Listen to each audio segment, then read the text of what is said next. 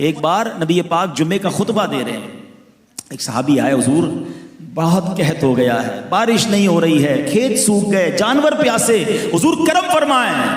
Again there is a question for all of you, سوچو ذرا، یہ بخاری میں بھی حدیث موجود ہے، بڑی بڑی سیاستہ کی کتابوں میں حدیث موجود ہے، جناب بارش نہیں ہو رہی تو اللہ سے دعا کرتے صحابی، کیوں نبی پاک سے عرض کیا؟ کیونکہ وہ جانتے تھے کہ نہیں سنتا ہی نہیں، مانگنے والا تیرا۔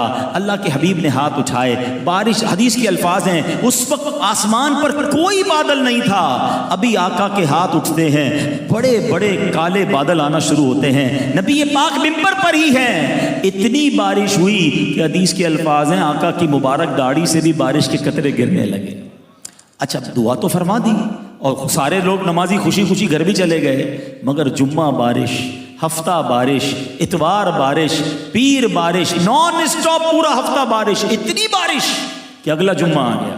روایت کے الفاظ ہیں وہی صحابی یا کوئی اور کھڑے ہو گئے کہ حضور کرم کیجئے، بارش رکوائیے، حضور ہمارے تو پانی پانی ہو گیا، گھر ڈوبنے لگ گئے۔ آئے ہائے، بارش رکوانی خود ہی دعا کر لیتے۔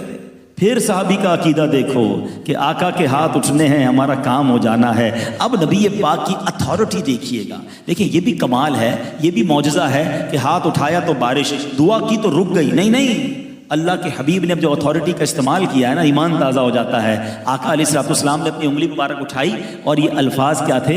اللہم حوالینا ولا علینا، اے اللہ ہمارے اطراف میں بارش ہو، ہم پر بارش نہ ہو، کیونکہ سبب ایریا جو ہوتے ہیں، شہر کے باہر جو ایریا ہوتے ہیں، نارملی وہاں کھیت ہوتے ہیں، وہاں پانی کی ضرورت ہوتی ہے، شہر نارملی ڈوب جاتا ہے۔ اب حدیث کے الفاظ سنو، آقا انگلی کا اشارہ کرتے گئے، بادل کٹتا گیا، انگلی کا اشارہ کرتے گئے، بادل کٹتا گیا، مدینہ منورہ پیالے کی مانند ہو گیا، مدینے کے اوپر آسمان بالکل ایمٹی ہو گیا، مگر جو مدینے کے باہر سے آتا تھا وہ کہتا باہر بڑی بارش ہو رہی ہے۔ محبوب پاک نے اتھارٹی کیا استعمال فرمائی؟ اللہم حوالینا ولا علینا، اے اللہ ہم پر بارش نہ ہو، اطراف میں برستی رہے۔ جو زبان حق ترجمان سے ادا ہوتا تھا وہ پورا ہو جایا کرتا تھا۔ پھر ان الفاظ کا، ان ہاتھوں کا امام عشق و محبت کیا پیاری التجا کرتے ہیں کہ حضور اللہ نے تو آپ کو ایسی کرم نوازی فرمائی ہے، آپ ہاتھ اٹھاتے ہیں تو جل تھل ہو جاتا ہے، حضور ہمارے لیے بھی تو ہاتھ اٹھائیے، ہم پر بھی نگاہ رحمت فرمائیے۔ اعلیٰ حضرت کہتے ہیں جن کو سوئے آسماں